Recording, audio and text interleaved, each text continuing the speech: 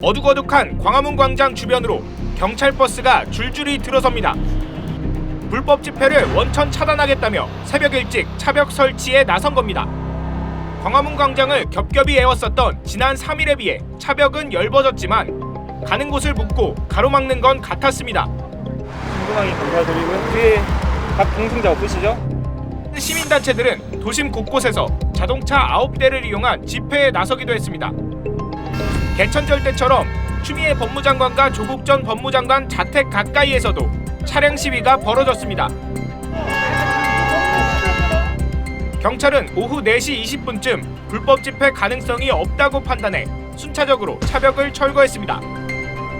그런 상황에서 나는 내 맘대로 여행을 간다라고 하는 것은 기본권도 제한할 수 있다는 얘기와 너무나 저는 상치되는 얘기가 아닌가 하는 생각이 들죠. 그렇기 때문에 본인권의 기본권을 스스로 좀 제한하면서 국민들한테 그 얘기를 해야 되는 것이 아닌가 하는 생각이 들고요. 아니 근데 사실 그렇게 따지자면 집회가 차량으로 집회할 수 있는 거면은 그거는 다른 사람한테 피해를 주지 않을 수 있는 거잖아요. 차벽을 그렇게 막아가면서까지 그렇게까지 해야 되는 건가요? 제가 말씀 잘하셨어요. 그렇죠. 그게 지금 제가 안 맞는 거예요. 말씀드릴게요. 그러니까. 코로나 그걸로 광화문 집회만 막으면 전체 그 방역의 그 완성도가 높아지나요? 그냥 자유로운 시민들이 놀이공원에는 바이러스가 없느냐고요. 그러니까 기본권을 제한한다 그랬을 때는 똑같은 원칙을 갖고 집행을 해야지, 그 권리를 제한할 때는 굉장히 엄격히 제한해야 된다고 헌법도 가르치고 있고, 사실은 그 명박산성, 이건 내 입으로 이거 얘기해도 되나? 이건 내 입으로 이거 얘기해도 되나? 괜찮아요. 네.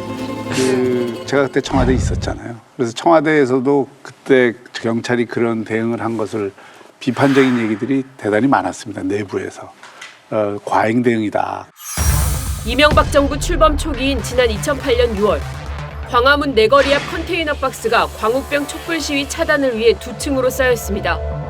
이후 명박산성은 이명박 정부의 불통을 꼬집는 대명사로 각인됐습니다.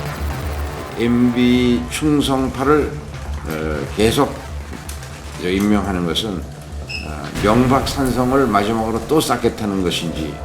그 후 12년 비슷한 공방이 재현되고 있습니다. 국민의힘은 광화문에 사실상 코로나 계엄령이 선포된 것이라고 했고, 경찰 버스로 겹겹이 쌓은 재인 산성인 국민들을 슬프게 했습니다.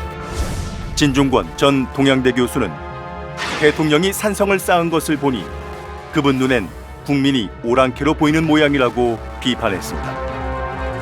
하지만 민주당은 이 차벽이 우리 국민의 안전을 지키기 위한 최후의 보루라고 했습니다.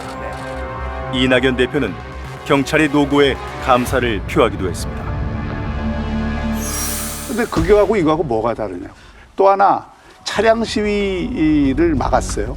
논리적으로 보면 차량 시위가 방역에 위험이 된다 그래서 막았으면 모든 차량들 통행을 막아야 되는 거예요. 논리적으로 확산하면. 왜냐하면 차량이라는 건 자기 책임하에 몰고 가는 그 공간에서 확산될 위험도 없는데, 그것도 방역의 위험이라 그래서 막았으면 모든 차량 통행을 허용한다는 논리는 어디서 나오느냐 이거죠.